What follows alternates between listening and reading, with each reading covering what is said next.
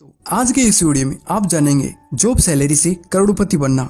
दोस्तों, जब भी कोई इंसान पैसा कमाना स्टार्ट करता है और फर्स्ट सैलरी आती है तो उसके घर वाले, उसके पड़ोसी सब उसे यही एडवाइस देना शुरू कर देते हैं कि बेटा पैसे को ढंग से यूज करना और सेव करना, ताकि जब तुम 60 साल के हो जाओगे तो रिटायरमेंट के टाइम पर तुम्हारे पास पैसे रहे। अब एक बेचारा इंसान जिसने अभी अभी पैसा कमाना स्टार्ट किया है, सालों से उसे सैलरी का इंतजार था ताकि वो नया फोन ले सके, नई बाइक ले सके, उसके भी बैंक अकाउंट में पैसे हो और घर वालों से पैसा मांगने की नौबत ना आए।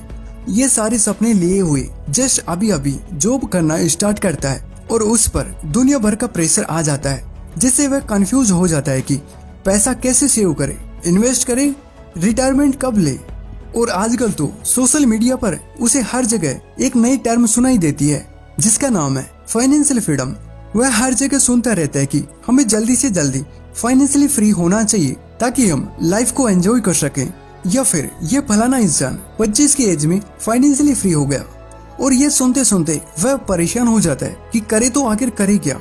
रिटायरमेंट के लिए 60 साल का वेट करे या फिर जल्दी से जल्दी फाइनेंशियल फ्रीडम को अचीव करे। और आखिर यह फाइनेंशियल फ्रीडम किस बला का नाम है और इसे अचीव करना है तो कैसे करे। और ये सारे सवाल उसके दिमाग में घूमते रहते हैं। और जब वह अपने बटुए की तरफ देखता है तो उसे लगता है कि वह तो केवल महीने का 20,000 30,000 ही कमा रहा है, तो वह कैसे फाइनेंशियली फ्री हो पाएगा। तो दोस्तों, अगर आपके मन में भी ये सारे सवाल है तो डोंट वरी, इन सारे सवालों के जवाब आपको इस वीडियो में मिलने वाले हैं। आज आपकी एज चाहे जो कुछ भी हो, चाहे आप अभी स्टूडेंट हो या फिर आपने जस्ट अभी अभी पैसा कमाना स्टार्ट किया हो, या फिर आप सालों से पैसे कमा रहे हो बट कब रिटायर होना है, कब फाइनेंशियली फ्री होना है, इसका कुछ अता पता नहीं।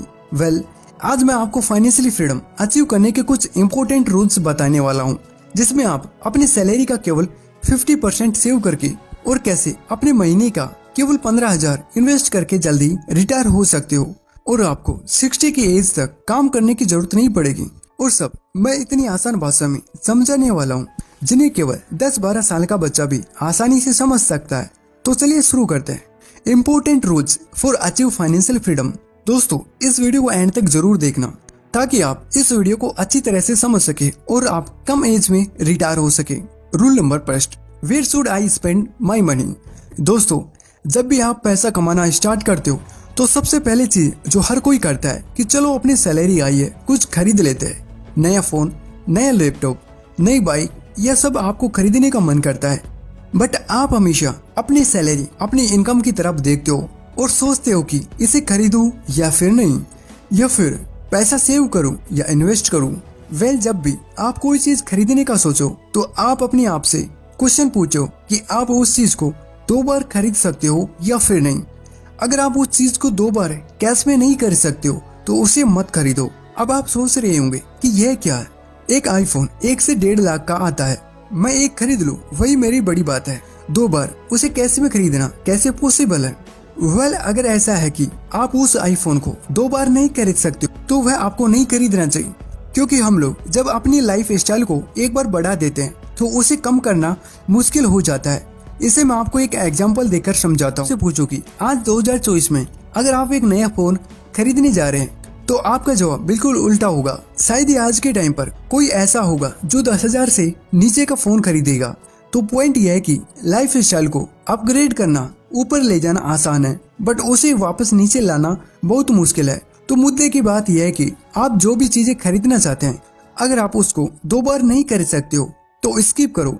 ऐसी चीजें खरीदो जो आपके बजट में हो और जिसे आप 2 बार खरीदना अफोर्ड कर सकते हो। और साथ ही ये पॉइंट नोटिसेबल है कि यह फोन कहीं आपके लिए लाइबिलिटीज तो नहीं है जो आपका पैसा हर महीने आपकी ईएमआई के तौर पर आपकी जेब से निकालता रहे। Number 2, where to invest my money. अब यहाँ पर बहुत से लोगों के मन में यह सवाल होता है कि मुझे इन्वेस्टिंग नहीं आती, तो मुझे अपना पैसा कहाँ इन्वेस्ट करना चाहिए। क्या मुझे स्टॉक में पैसा डाल देना चाहिए या म्यूचुअल फंड में लगाना चाहिए या फिर उन पैसों को एफडी करा देनी चाहिए। अगर आप स्टॉक मार्केट में इन्वेस्ट करना चाहते हो तो सबसे पहले आपको देखना है कि स्टॉक मार्केट कैसे काम करता है। उसके लिए आपको बहुत सारी ब्लॉग्स या यूट्यूब वीडियोस मिल जाएंगे, या फिर बुक्स भी आप पढ़ सकते हो कि आखिर स्टॉक मार्केट काम कैसे करता है। बट अगर आपको स्टॉक मार्केट की नॉलेज नहीं है तो आपको अपना पैसा म्यूचुअल फंड में या इंडेक्स फंड में इन्वेस्ट कर देना चाहिए। क्योंकि वहाँ आपको कोई पर्टिकुलर स्टॉक की नॉलेज होना जरूरी नहीं है। जैसे कि आप इंडेक्स फंड में या निफ्टी 50 में पैसा डालते हो तो वह आपको ऑन एवरेज 13% तक का रिटर्न इजीली दे सकता है और वहाँ आपको अपना टाइम भी नहीं देना पड़ेगा। अभी इस 13% के रिटर्न के साथ हम फाइनेंशियली फ्री कैसे हो सकते हैं, ये हम नेक्स्ट पॉइंट में डिस्कस करेंगे। बट उससे पहले हमें यह जान लेना चाहिए कि लोग यह सोचते हैं कि क्या मैं पैसा लोन पर या उधार लेकर स्टॉक मार्केट में इन्वेस्ट कर दूं और जब उससे प्रॉफिट हो जाएगा तो मैं अपना लोन चुका दूंगा। तो इसका आंसर है नहीं। आपको कभी भी लोन लेकर स्टॉक मार्केट में या म्यूचुअल फंड में इन्वेस्ट नहीं करना चाहिए। अब ऐसा क्यों? स्टॉक मार्केट एक वोलेटिल मार्केट है।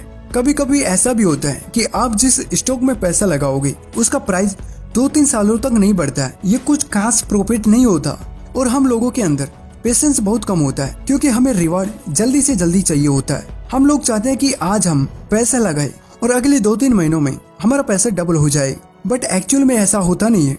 और फिर हमें स्ट्रेस होने लगेगा कि हमने तो पैसा लोन पर ले रखा है, उसकी किस्त कैसे भरेंगे, और फिर हम पेशेंस नहीं रख पाएंगे और लॉस में ही अपना पैसा निकाल देंगे। तो सबसे पहले आपको यह बात दिमाग में बिठा लेनी चाहिए कि आपको स्टॉक मार्केट या म्यूचुअल फंड में पैसा तभी लगाने हैं जब आपको उन पैसों की अगले 3-4 सालों में जरूरत न पड़ने वाली हो।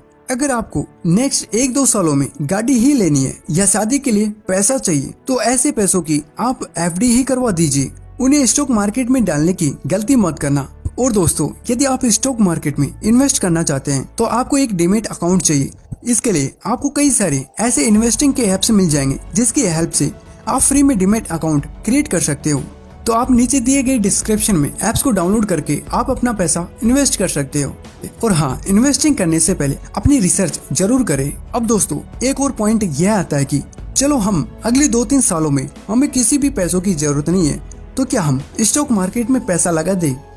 उससे भी पहले जो चीज आपको करनी चाहिए वह है इमरजेंसी फंड इकट्ठा करना। अभी इमरजेंसी फंड क्यों जरूरी है? जैसे कि इसका नाम ही इमरजेंसी है, यानी कि ऐसी सिचुएशन जिसका आपको कोई अंदाजा नहीं। जैसे आप तो यह सोचकर बैठे थे कि मेरे पास 2 लाख रुपए सेव है तो अभी नहीं, मैं इन्वेस्ट कर देता हूँ। अब अचानक आपकी जॉब चली गई या फिर कोई मेडिकल इमरजेंसी आ गई तो ऐसे टाइम पर आप क्या करोगे? आप ना चाहते हुए भी अपना इन्वेस्ट किया हुआ पैसा निकाल लोगे।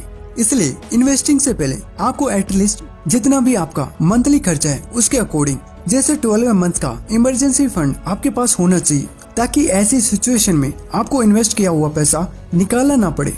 Rule number 3, when to retire. अब आजकल हर कोई बोलता रहता है कि यार मुझे रिटायर होना है, मुझे यह नौकरी नहीं करनी है और ना ही बॉस के ताने सुनने हैं। मैं तो बस चाहता हूँ कि सारे काम वाम छोड़कर गोवा जाऊंगा और वहाँ मैं आराम से बीच पर बैठकर और लाइफ एंजॉय करूँ। दोस्तों, अब गोवा जाकर बियर मत पीना। Good habits are most important. सबसे पहले तो हमें रिटायर की डेफिनेशन समझनी होगी। पहले के टाइम में रिटायरमेंट का मतलब होता था कि 60 की एज के बाद रिटायर होना, देन उसके बाद फ्री बैठे रहना और कोई काम वाम न करना। मॉडर्न वर्ल्ड में रिटायर की डेफिनेशन थोड़ी अलग है। आप कितने दिन गोवा में बीच पर बिना काम करके एंजॉय कर पाओगे? 1 मंथ, 2 मंथ या 6 मंथ, लेकिन उसके बाद आप फालतू बैठे बैठे ही पागल हो जाओगे।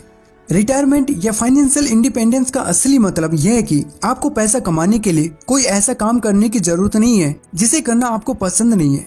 आप अपने हिसाब से अपना काम चूज कर सकते हैं और जब चाहे उसे कर सकते हो। रोजाना आपको यह चिंता करने की जरूरत नहीं पड़ेगी कि आज मुझे जॉब पर जाना है। अगर आप जॉब को नहीं गए तो सैलरी नहीं मिलेगी, तो फिर मेरा काम कैसे चलेगा? अब मैं आपको एक चीज बताना चाहूंगा कि आप सोचते होंगे कि अगर मैं पैसा ज्यादा कमाऊंगा तो मैं जल्दी रिटायर हो जाऊंगा। यह जरूरी नहीं। यह फर्क नहीं पड़ता कि आप ज्यादा कमाते हो या कम। मान लो आप साल का 1 करोड़ रुपए कमाते हो, बट आपका खर्चा ही 1 करोड़ रुपए है, तो मतलब आपने अपनी पूरी इनकम को खर्च कर दिया और रिटायरमेंट के लिए आपने कुछ भी सेव या इन्वेस्ट नहीं किया। और अगर आप महीने का 20,000 रुपए भी कमाते हो बट आप उसमें से 5,000 रुपए भी सेव कर लेते हो, तो इसका मतलब आप अपने रिटायरमेंट के लिए पैसा जमा करते जा रहे हो और वह 1 करोड़ रुपए कमाने से भी बेटर है। तो इससे कोई फर्क नहीं पड़ता कि आप कितना अर्न करते हो, क्योंकि ऐसे सेलिब्रिटीज हैं जिन्होंने करोड़ों रुपए कमाए पर उनके खर्चों की वजह से वह बैंकरप्ट हो गए। तो आपका रिटायरमेंट मोस्टली आपकी स्पेंडिंग पर डिपेंड करता है। चलिए अब वीडियो के सबसे इम्पोर्टेंट टॉपिक की बात करते हैं। अब सबसे पहले आपको यह पता होना चाहिए कि आपको रिटायर होने के लिए कितना पैसा चाहिए। अब वह डिपेंड करेगा कि आपके खर्चे कितने हैं। आप किस सिटी में रहते हैं। मान लो कि आपको रिटायरमेंट के लिए 1-2 करोड़ रुपए चाहिए। अब उसके लिए आपको अपनी सैलरी का 50% सेव करना होगा। मान लीजिए आपकी सैलरी 30,000 रुपए। अब इस कैलकुलेशन में मैं बहुत ही कम सैलरी को लेकर चल रहा हूँ। आप इससे भी ज्यादा कमाते होंगे या फिर फ्यूचर में कमाने वाले हो। एग्जाम्पल के लिए हम 30,000 रुपए सैलरी लेते हैं। अगर आप 30,000 रुपए का 50% सेव करते हो, जो कि होता है 15,000 रुपए, आई एम श्योर कि आप मुझसे ये एग्री करोगे कि आप महीने का 15,000 तो बचा ही लोगे या फिर आप अपनी इनकम को बढ़ा लोगे। चलो तो मान लेते हैं आप 15,000 रुपए बचाते हो और उसे सही ढंग से इन्वेस्ट करते हो, लाइक इन इंडेक्स फंड। तो मान लेते हैं आपको 13% का एवरेज रिटर्न मिलेगा। तो हम इस कैलकुलेशन में देख सकते हैं कि आपने महीने का 15,000 रुपए 13% एनुअल इंटरेस्ट के हिसाब से 20 साल के लिए इन्वेस्ट किया, तो आपके पास टोटल पैसा 1.71 करोड़ रुपए होंगे। तो अब आप आराम से रिटायर हो सकते हो और आप अपने कैलकुलेशन के हिसाब से अपनी इनकम को कम या ज्यादा कर सकते हैं। अब आप यहाँ पर अपना अमाउंट या टाइम अपने हिसाब से बदल सकते हैं। आपको ज्यादा अमाउंट चाहिए तो आप सेव ज्यादा कर सकते हो या फिर अपनी इनकम को बढ़ा सकते हो। अब चलो, आपने 1.71 करोड़ रुपए इकट्ठे कर लिए। अब आप कहोगे कि अब मैं इनको खर्च करने लग गया तो कभी न कभी यह पैसा खत्म होने ही वाला है। और इन्फ्लेशन का क्या होगा, वह भी तो बढ़ता जा रहा है, महंगाई तो बढ़ती ही जा रही है। ये पैसा तो अभी ठीक लग रहे हैं, बट क्या बाद में इतना इनफ रहेगा? वेल, इसे समझने के लिए हमें एक रूल को समझना होगा, जिसे 4% रूल कहा जाता है। अब हमें पता है कि इंडिया का इन्फ्लेशन 7 to 8% का रहता है। मान लो कि इन्फ्लेशन 8% से ग्रो हो रहा है, तो हमें अपने पैसों को 5% के रियल ग्रोथ से बढ़ाना होगा। अब रियल ग्रोथ क्या होती है, चलिए अब इसे समझते हैं। जैसे कि इन्फ्लेशन 8% है और निफ्टी 50 में आपको रिटर्न मिलेगा 13% का, तो रियल ग्रोथ होगी 13 - 8 यानी कि 5%। यानी कि महंगाई बढ़ती भी जाएगी तो भी आपका पैसा 5% एक्स्ट्रा से ग्रो होता रहेगा। और अगर आपके पास 1.71 करोड़ रुपए हैं, तो उसके बाद उनमें से आप साल का 4% भी विड्रॉ करते हैं और उनसे अपना सारा खर्चा निकाल लेते हो, तो 1.71 करोड़ का 4% होगा 6,84,000। तो महीने का हुआ 57,000।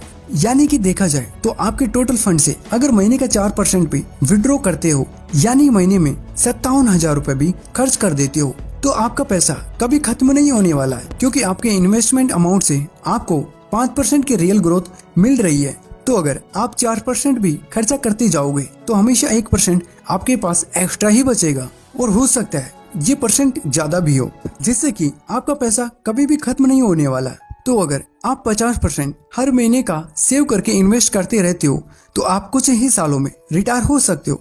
उसके बाद आप जो चाहे वैसा काम करो, जब चाहे तब काम करो। तब आपको कोई ऐसा काम करने की जरूरत नहीं पड़ेगी जो आपको बिल्कुल भी पसंद नहीं है। तो दोस्तों, आपको रिटायर होने के लिए सबसे पहले अपने खर्चों को देखना है कि आप कहां पर अपने पैसों को खर्च कर रहे हो, और उसके बाद आपको अपने पैसों को इन्वेस्ट करना है। आप चाहे तो स्टॉक मार्केट, म्यूचुअल फंड या इंडेक्स फंड में अपनी चॉइस के हिसाब से इन्वेस्ट कर सकते हो, और 4% का रूल यूज करके जल्दी से जल्दी रिटायर हो सकते हो। और आप रियल में कम ही उम्र में जल्दी अमीर बनकर जल्दी रिटायर होना चाहते हो, तो आपको ऐसी स्किल्स ढूंढने की जरूरत है जो आपको ज्यादा पैसा कमा कर दे, और ऐसी स्किल्स ढूंढनी होगी जो लोगों की लाइफ में वैल्यू ऐड करती हो। तो ऐसी स्किल्स को डेवलप करके आप उसे अप्लाई करके आप जल्दी अमीर बनकर जल्दी रिटायर हो सकते हो। सो दोस्तों, आई होप कि इस वीडियो से आपको कुछ ना कुछ सीखने को जरूर मिला होगा।